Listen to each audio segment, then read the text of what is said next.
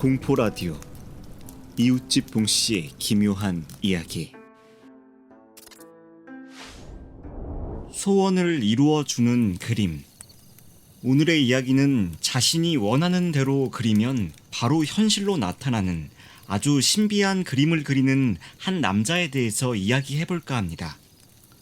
지금의 충청북도 제천시에는 이 신비한 그림과 관련해서 내려오는 전설이 하나가 있는데, 이야기는 다음과 같습니다. 옛날에 한 마을에 두 청년이 살았는데 어릴 적부터 사이가 참 다정했으며 친형제 이상으로 그야말로 둘도 없는 중마고우였습니다. 그러다 하루는 둘은 약속을 했습니다.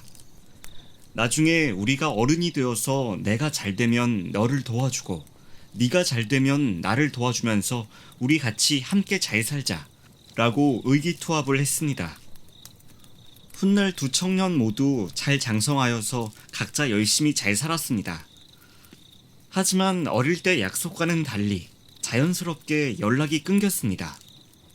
그렇게 각자의 삶을 살던 두 청년 중에 한 사람이 최근 가세가 기울어서 굉장히 힘들게 살고 있었습니다. 과거 시험을 보아도 자꾸 떨어지고 살림은 점점 쪼들리고 나중에는 온 식구가 굶어 죽을 지경에 이르렀습니다. 그러다가 어린 시절 그 친구가 한양에서 상당한 재력가가 되었다는 소문을 들었습니다.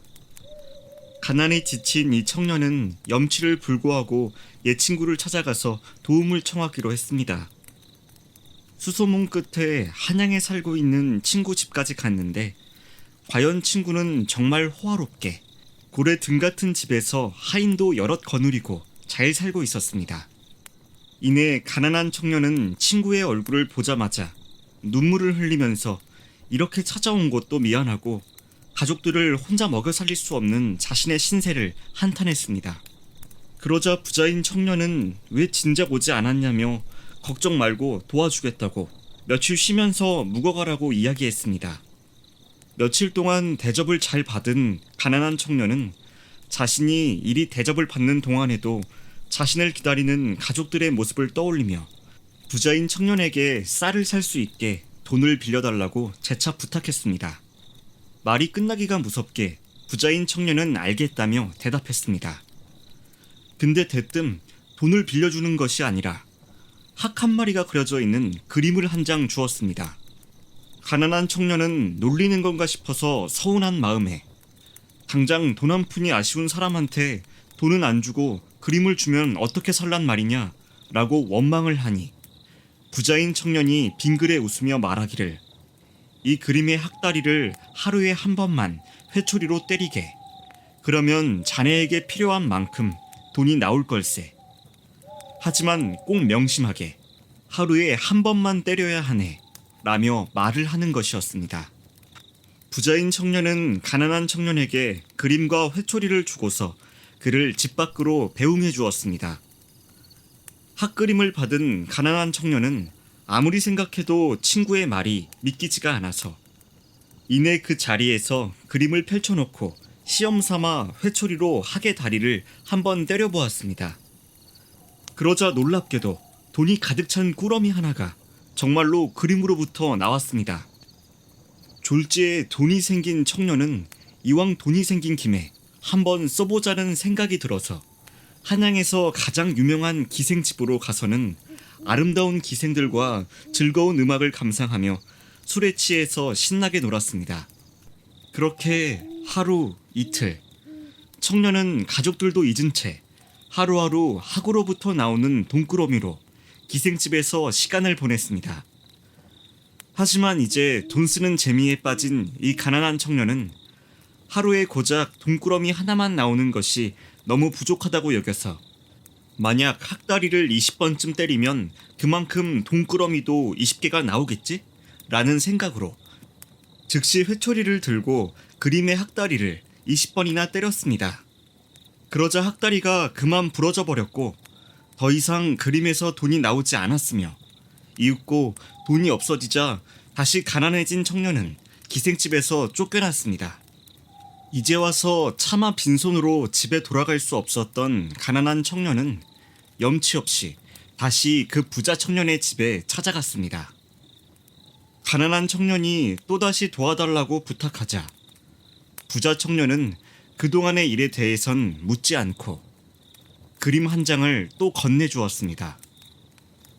이번에는 크고 화려한 기와집과 아름다운 처녀 한 명이 그려진 그림이었습니다. 그리고는 부자인 청년이 말했습니다. 그림을 사용하게 되면 100일 동안은 웃지 마시게. 그럼 모든 것이 자네 것이 될 걸세. 하지만 한 번이라도 웃는다면 그 모든 것이 사라질 걸세. 라고 말하였습니다. 이제 다시 마음을 다잡고 부자 청년으로부터 그림을 받은 가난한 청년은 고향으로 돌아갔습니다. 잠시 쉬어가는 도중에 큰 소나무 밑에서 그림을 한번 펼쳐보았다가 깜빡 잠이 들었는데 잠시 후 눈을 비비고 일어나 보니 아까의 그림 속 기와집이 자신의 소유이며 또한 아름다운 처녀 역시 눈앞에 있는 것을 확인하고 기뻐했습니다. 그렇게 가난한 청년은 큰 집에서 아름다운 처녀를 데리고 즐겁게 사느냐고 또다시 고향의 가족은 잊고 살았습니다. 그런데 100일이 딱 되던 날 갑자기 하늘에서 내리는 비를 보다가 문득 자기도 모르게 이런 게 행복일까? 라는 생각에 웃어버리자 기와집과 처녀가 순식간에 사라져버렸습니다. 그렇게 모든 걸 잃어버린 가난한 청년은 또다시 부자인 청년에게 찾아가니 이번엔 돈이 잔뜩 들어있는 큰 상자의 그림을 그려주면서 이 돈 상자에 하루에 한 번씩만 손을 넣으면 자네가 필요한 만큼 돈이 나올 걸세. 하지만 내가 도와주는 건 이번이 마지막일세 라고 신신당부했습니다. 그림을 가지고 가던 가난한 청년은 돈이 든 상자에 손을 넣었고 즉시 그의 손에 수많은 금은보화가 잡혔습니다. 또 쉽게 돈이 생긴 청년은 처음에 갔던 기생집이 생각나서 곧바로 기생집으로 달려가 자신이 가진 돈을 보여주며 거기서 또 기생들과 아주 즐겁게 지냈습니다. 하지만 기생집 생활은 돈이 많이 필요했고 이 청년은 친구의 당부를 또 무시하고 하루에 2-3번씩 계속 돈을 꺼냈습니다. 돈을 계속 꺼내도 별 문제가 없었고 손을 넣는 대로 돈이 나오니 청년은 안심했습니다. 그렇게 며칠 후에 갑자기 들이닥친 포졸들이 청년을 체포해서 관아로 끌고 갔습니다. 관아로 끌려간 청년은 신문관에게 자신은 죄가 없다고 이야기했으나 신문관이 이렇게 말했습니다. 요 며칠 사이 계속 나라 창고에 돈이 없어지기에 포졸들을 숨겨놓고 유심히 살펴보았더니 창고 지붕에 구멍이 뚫리고 거기로 돈이 올라가서 하늘로 날아가기에 돈이 가는 곳을 쫓아가 보니 바로 네가 머무는 기생집이 나오더구나. 그런데 네 놈이 지금 죄가 없다고 말하는 것이냐? 대체 무슨 요망한 도술로 나라 돈을 훔쳤느냐? 라고 추궁을 받았습니다. 겁에 질린 가난한 청년은 자신이 겪은 일들을 모두 말하였고 이에 포졸들이 부자 청년의 집으로 달려가서 그도 체포해서 관아로 끌고 왔습니다. 신문관은 너희같이 요망한 재주를 가진 자들은 이대로 살려둘 수 없다 라는 이유로 그들에게 사형 선고를 내렸습니다. 그렇게 시간이 흘러 사형 선고 날이 왔습니다. 그들은 거리로 끌려 나왔고 이내 죽기 전에 마지막으로 하고 싶은 말이 있냐고 질문을 받았는데 부자 청년이 죽기 전에 그림이나 딱 한 번만 그리게 해주십시오 라고 말을 했고 붓과 종이를 받고는 거기에 하얀 말을 한 마리 그렸습니다.